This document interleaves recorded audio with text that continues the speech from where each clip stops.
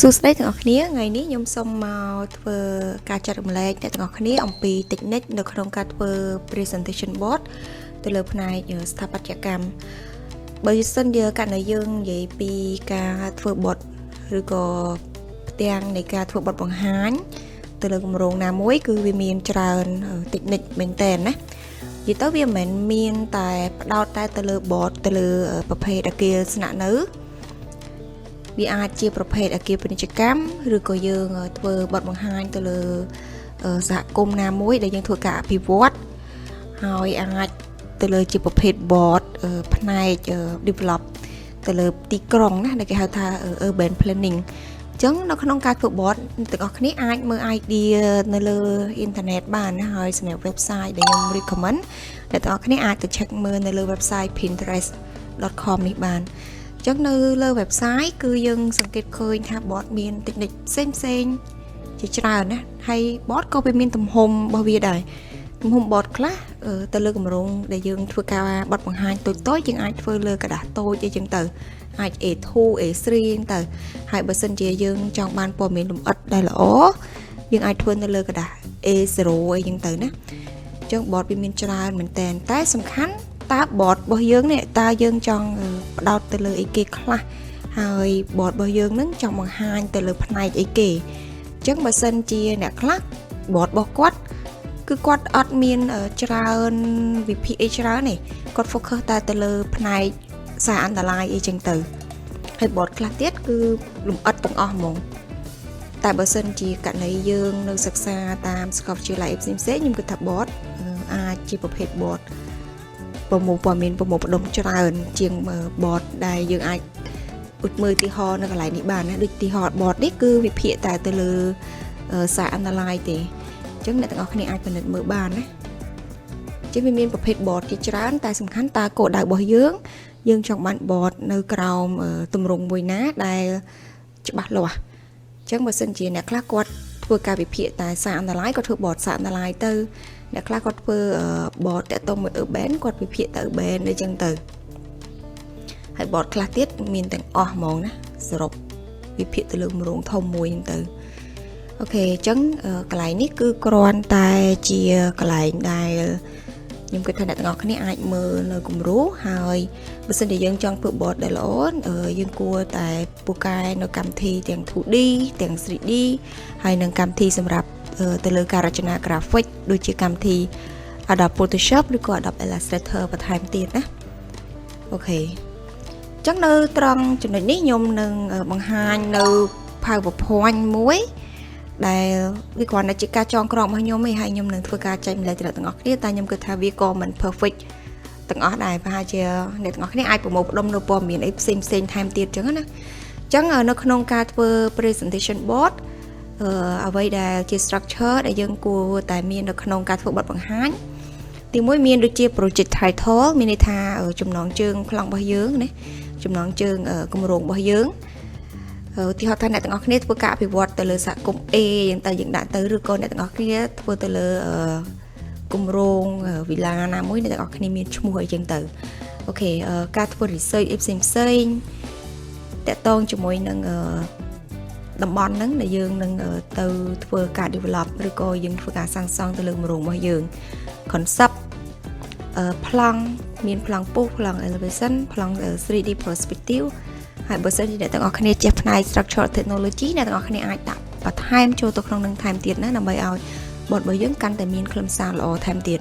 អូខេអញ្ចឹងនៅកន្លែងនេះគ្រាន់តែជាគំរូទេហើយបើសិនជាតាមយោបល់របស់ខ្ញុំការរៀបព័ត៌មាននៃ board យើងអាចរៀបពីព័ត៌មានតូចបដិញរហូតមកអញ្ចឹងមានន័យថាដំបូងនេះគឺជា content ណា content មានន័យថាយើងគួរមាន project title នៅខាងលើនេះការធ្វើ research របស់យើង site plan process or concept plan perspective exterior perspective interior technology ប្លង់ពុះប្លង់អីទៅលើ graphic របស់យើងហើយនឹងការដាក់ប្លង់ elevation របស់យើងហ្នឹងទៅអញ្ចឹងព័ត៌មានគឺយើងដេញពីទូចទៅធំដូចយើងចុះទៅសិក្សាគម្រោងមួយចឹងយើងត្រូវទៅសិក្សាពីទីតាំងនឹងសិនអីចឹងទៅបើយើងចាប់ផ្ដើមមានប្លង់របស់យើងអញ្ចឹងការធ្វើ board គឺដូចគ្នាដែរណាជៀសវាងការដាក់ព័ត៌មានបច្រាស់រញ៉េរញ៉ៃអាចធ្វើឲ្យ nè mớ rồi còn nè để quạt đạp nó bật bằng hành vào dưỡng quạt miền Nam Nam về nhé complete là ngày ok chắc mau kháng cao một tiết tệ tôn cho mỗi nâng khăn cả đã tuy nhiên bây giờ chúng ta có khả bị đào video chắc mình này tham bot vì mình miền tại A0 tệ vì anh miền A1 A2 A3 từ A4 từ hai câu vì miền chia bot cho ra bữa nay internet này có khả phải lập lưu một bot ấy chẳng từ nó có chữ bot này nè ok ta chắc nhưng to từ hàng còng tiền anh ấy nhưng còn là bây giờ bị khăn cả đã tiền nè chắc nó không cắt vơ bot nè ngọc này à mình bật cho mình bật đề nhé từ tam cô ca để dựng chọn bàn ok chắc nơi trong trong này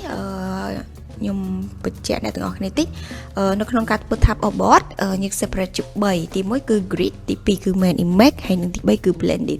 ta chắc nhưng ta mới ngọc này thà ta tầng 7 nắng việc khó khăn mày khai ok chắc nhung scroll mà hàng còng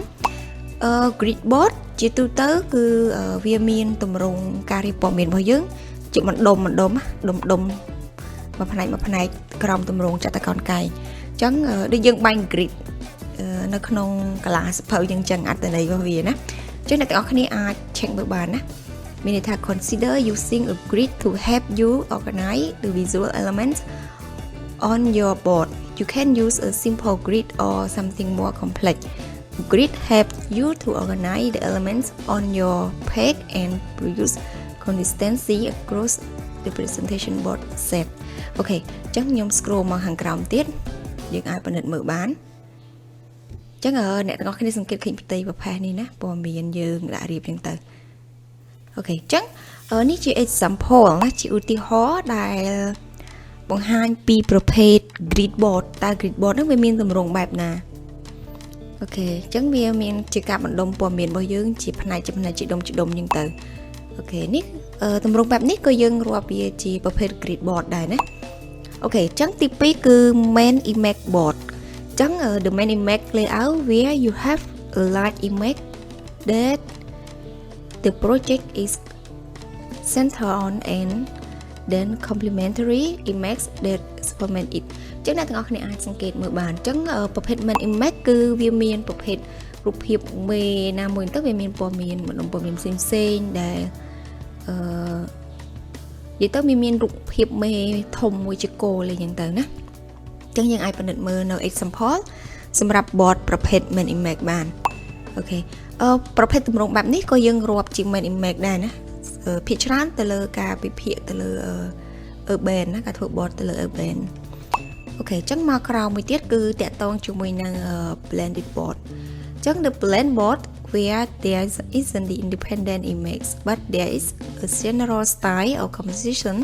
that blend them together. This style of presentation board will only work in Photoshop or Illustrator as InDesign. Doesn't have the tools to edit image in that way. Okay, chẳng dừng aiสังเกตมือบ้านนะជាប្រភេទblend board សម្រាប់ blend board នេះខ្ញុំអត់សូវប្រទះឃើញច្រើនទេណាភាគច្រើនទៅលើប្រភេទ board ទូចៗណាបើសិនជា board ទម្រង់ A0 អីដូចជាមិន